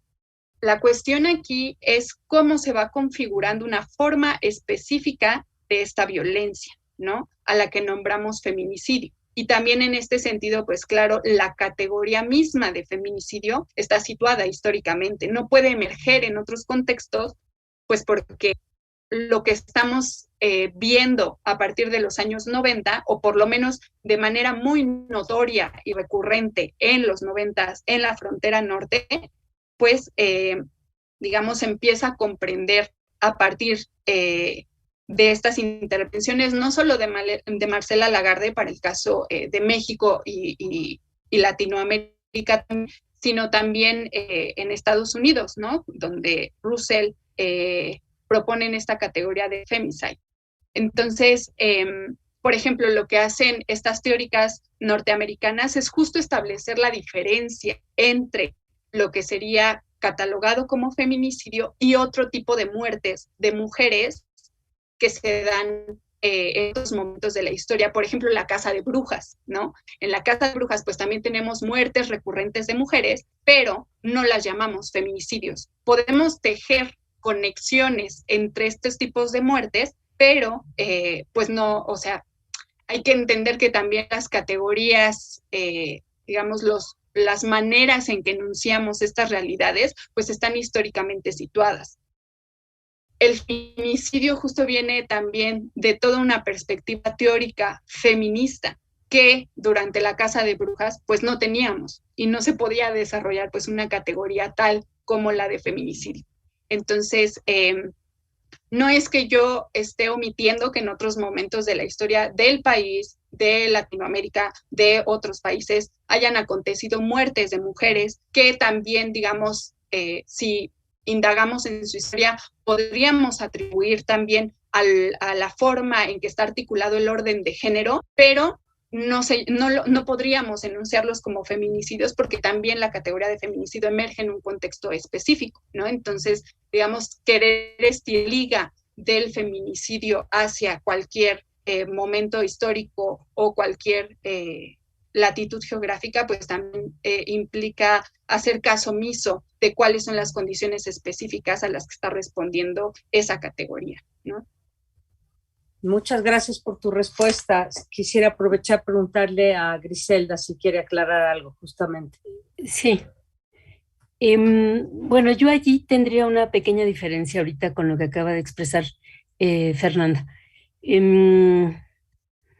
Ahorita, digo, ella traía a colación un caso que data de muchos más años atrás, desde luego. Yo estaba pensando en el momento en que se hacía la pregunta y escuchaba a la propia Fernanda responder. No recuerdo ahora la fecha, pero probablemente para muchas de ustedes es conocido porque se ha subido a YouTube desde hace años. El caso de una mujer ya de cierta edad, española, que en uno de estos programas en el que tienen un foro ahí abierto para externar sus casos, ella denuncia justamente el tipo de violencia pues frecuente que a lo largo de los muchos años de matrimonio con el marido habría padecido. Y es un caso que se vuelve trágicamente famoso porque al término del programa ella regresa a casa y el marido le prende fuego y la asesina.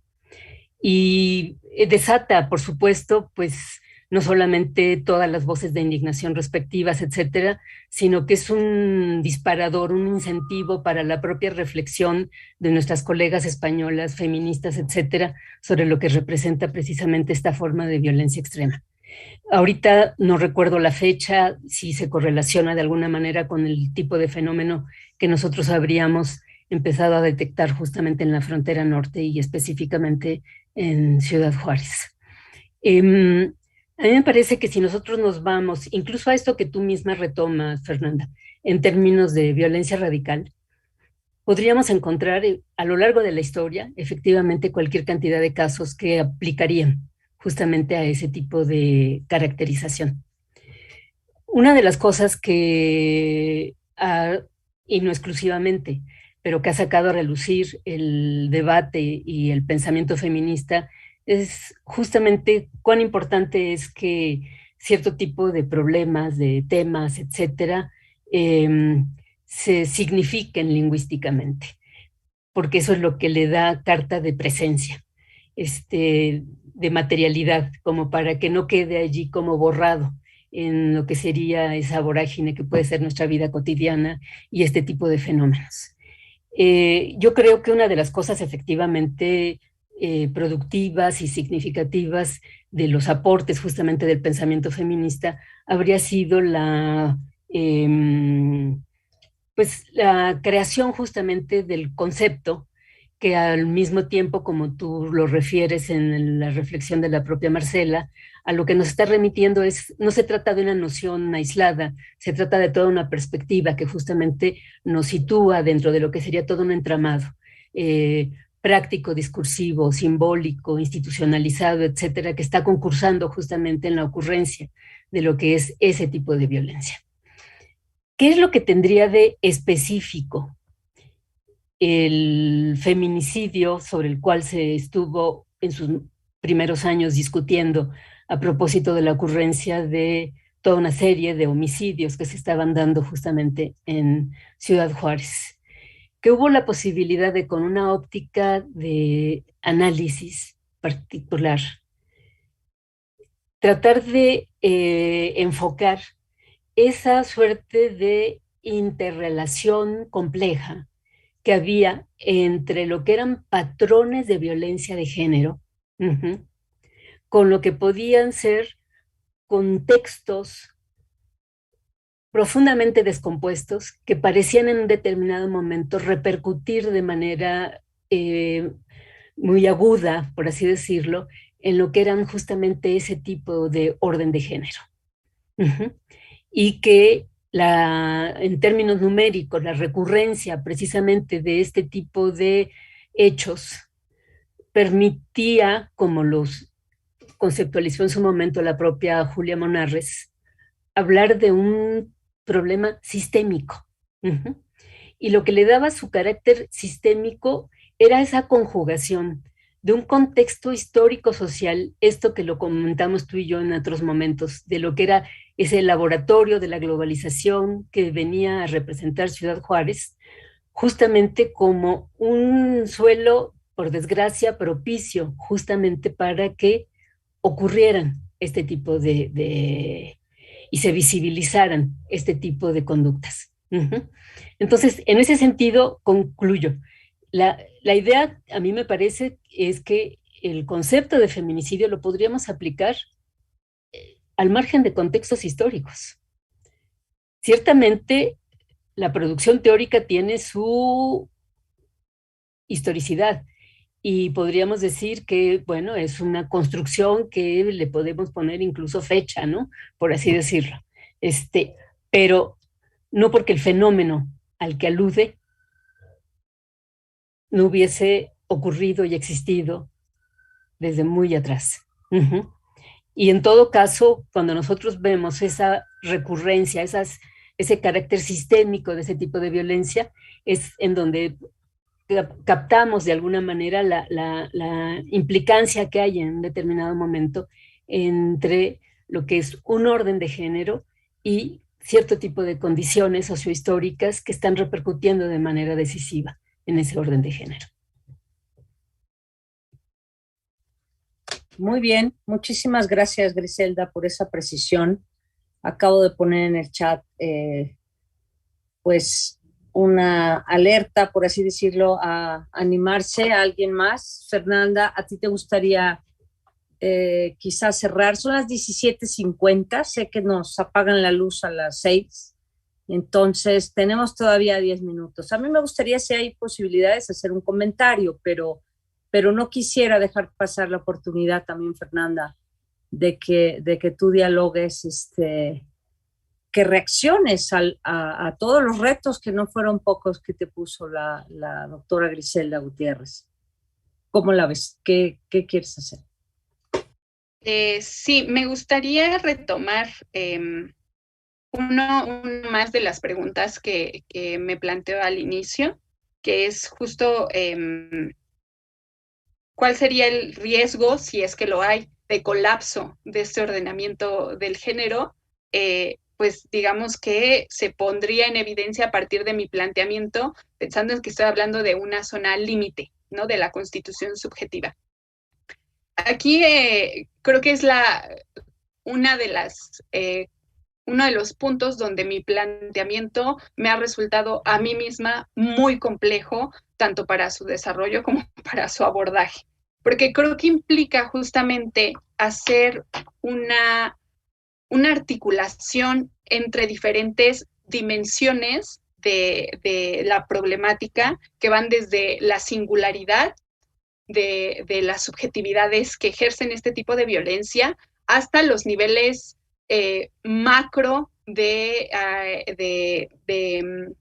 diálogo y de articulación entre este ordenamiento de género y el capitalismo contemporáneo, ¿no? Y entonces, en ese sentido, me parece que aquí justamente uno de los grandes retos que yo tengo en la investigación que estoy desarrollando es cómo establecer que este ordenamiento de género, a pesar de, digamos, el fracaso en la dinámica del reconocimiento, en el proceso de diferenciación jerárquica que estaría aconteciendo en la violencia radical, a pesar de ese fracaso, sigue operando un ordenamiento jerárquico de género, ¿no? Creo que justamente ese es uno de los grandes retos, porque implica pues justo esta articulación de las diferentes dimensiones, ¿no? Y en ese sentido, digamos, hacer, dialogar y articular diferentes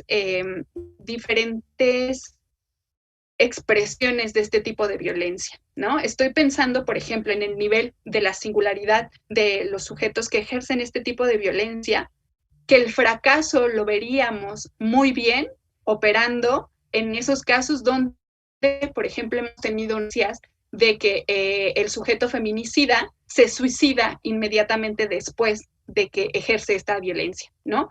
Ahí es clarísimo que ha habido un fracaso de esta dinámica diferenciadora a nivel singular. ¿Por qué? Porque no persiste ni el sujeto feminizado ni el sujeto que violenta, ¿no?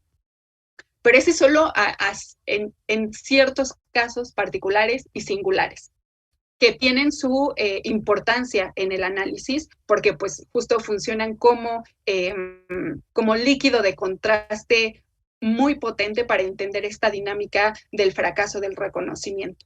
Pero luego también viene esta gran dimensión de, por ejemplo, cómo esta doble dinámica de destrucción del sujeto feminizado y del sujeto masculino retroalimenta no solo al propio orden de género, sino también al capitalismo globalizado, ¿no? Y en este sentido, por ejemplo, creo que los procesos de paramilitarización sirven para ilustrar esta articulación, porque ahí se teje una relación muy importante entre violencias de género, violencias de Estado y violencias del capitalismo o violencias por despojo, ¿no? Y justo me parece que la articulación que desde los feminismos se ha hecho de estos tipos de violencia viene en el sentido de una lógica que es aniquiladora tanto de cuerpos como de vida animales y no animales, como de territorios, en el sentido de que es una lógica no solo capitalista, porque sirve a las lógicas de la acumulación, sino también que es una lógica patriarcal en el sentido de que anula la diferencia de otras formas de lo vivo, no solo de las alteridades femeninas o feminizadas, sino también de otras formas de lo vivo que, digamos, si nos remitimos, como hace Celia Morós, a diferentes configuraciones patriarcales en la historia occidental, pues esta lógica de aniquilación de la diferencia es una lógica eminentemente masculina y propia de los ordenamientos patriarcales que toma diversas formas, ¿no? Pero que en este caso, pues funciona la manera de la aniquilación de cuerpos, aniquilación de formas de vida animales y no animales, y aniquilación de territorios, ¿no? De albergar más vida, ni de estar vivos ellos mismos, como nos han puesto al descubierto pues las formas de explotación intensiva, ¿no? El fracking, la minería a cielo abierto, etcétera, ¿no? Este arrasamiento de los territorios y todas las formas de vida que allí habitan.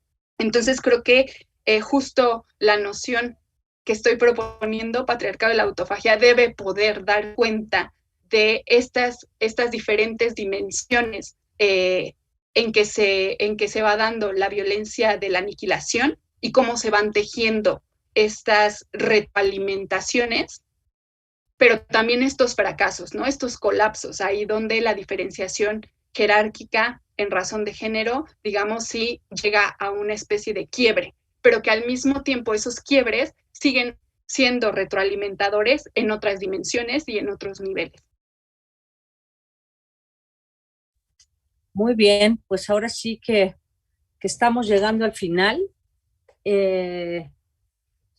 Yo mejor les escribo después para no abrir otro tema enorme, pero muy sugerente, además desde la filosofía, o sea, el tema de autofagia, como muchos conceptos interesantes en filosofía, ahora sí que vienen de tragedias griegas, muchos de ellos, y son historias que se repiten de diferentes maneras. Muchísimas gracias, Fernanda, fue muy iluminadora tu tu ponencia, aún tratándose de un tema, bueno, tan complicado y que nos toca en muchos sentidos, y a la doctora Griselda Gutiérrez también, muchísimas gracias. Ella va a estar, de hecho, no sé dónde lo anoté, va a ser una de las ponentes en este seminario, justamente en 15 días, no recuerdo cuál es esa fecha, pero cuenten ustedes 15 días si la pueden encontrar aquí.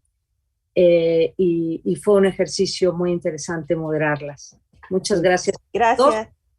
Y a todas las que asistieron. Te paso la palabra. Ok, gracias Atocha, gracias Fernanda, doctora Griselda. Nos gustaría quedarnos más tiempo aquí, nos apasiona, ¿sí? Y es un tema ahora sí que, pues, para abordarlo, para dialogarlo, ¿sí? Y pues muchísimas gracias. Y también hacerle por la invitación, ya Tocha nos dijo de la doctora Griselda, la tendremos el 23 de junio, ¿sí? Las invitamos a escuchar a la doctora Griselda, y también el 16 de junio vamos a tener a Sor Filotea, a Tania Rodríguez, que nos va a hablar sobre la fascinación por el saber y justicia epistémica identitaria en el análisis y la respuesta a Sor Filotea, Sor Juana Inés de la Cruz, ¿sí? Y muchísimas gracias y nos estamos viendo. Gracias, nos vemos. Bye. Gracias a todas. Gracias, Fernanda, por la invitación. Sí. Ya, luego platicamos. Sí, más claro a fondo. que sí. Gracias. Gracias, Atocha, encantada de verte. Y gracias a todas, Minerva y a todas. Sí, gracias, doctora. Bye. Hasta luego. Buenas tardes.